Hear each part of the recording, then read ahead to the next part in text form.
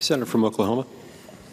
Mr. President, this has been the center of a lot of discussion, and it is a little confusing. I think there are a lot of things that everyone in here agrees with, but how we're going to express ourselves has to come down on all possibilities of the options that are there. And I want to start off by saying that I oppose the Sanders-Lee provision.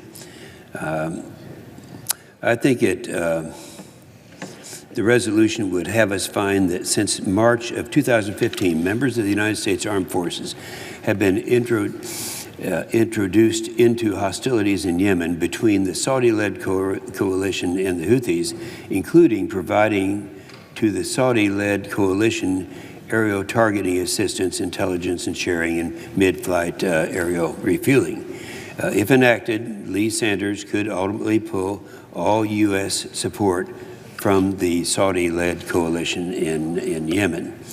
The Sanders-Lee resolution is, I think, fundamentally flawed because it presumes that we are engaged in military action in Yemen. We're not. We're not engaged in military action in Yemen.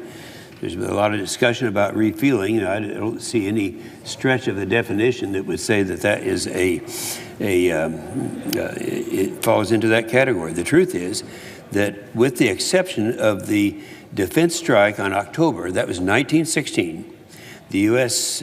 forces are not engaged in direct military action in Yemen. The limited military support and intelligence sharing being provided by the United States to the Saudi-led coalition does not involve the introduction of U.S. forces into hostilities, nor is the U.S. involvement in hostilities imminent, given the circumstances at hand.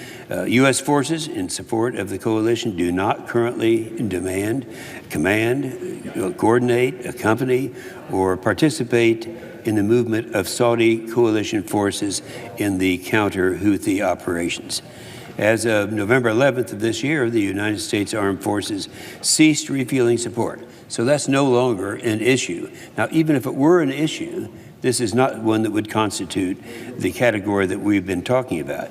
So the Saudi coalition, the counter-Houthi operations in Yemen, even though the refueling support we were providing, if that were going on today, it would not constitute involvement in hostilities. For that reason, I do oppose it. Now, I don't know which of these resolutions is actually going to be on the floor for a vote and in what order they would be on the floor.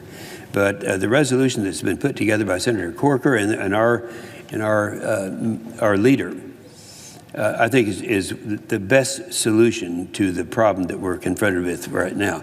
Like many of my colleagues, I was deeply disturbed by the killing of the Saudi journalist Jamal Khashoggi at Saudi Arabia's consulate in Istanbul in October. I deplore everything in conjunction with that, and while it may not be a smoking gun as such, I believe that Saudi Arabia's leadership is responsible for Mr. Khashoggi's death.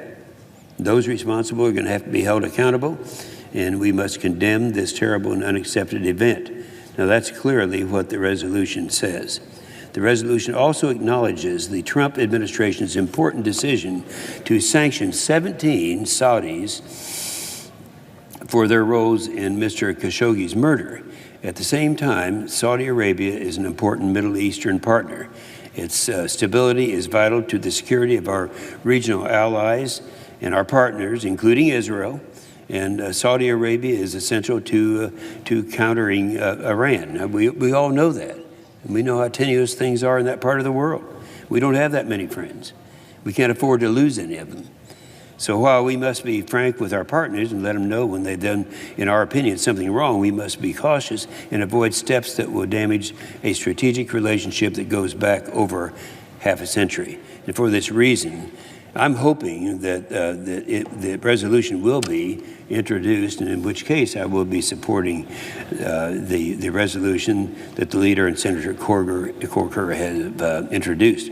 It criticizes the Saudi government for its recent behavior and encourages us to get on the right path to redouble its reform efforts, the right path to respect the rights of its citizens, and the right path to work toward a peaceful resolution in Yemen.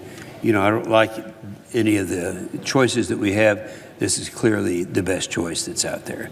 And with that, I'll yield the floor.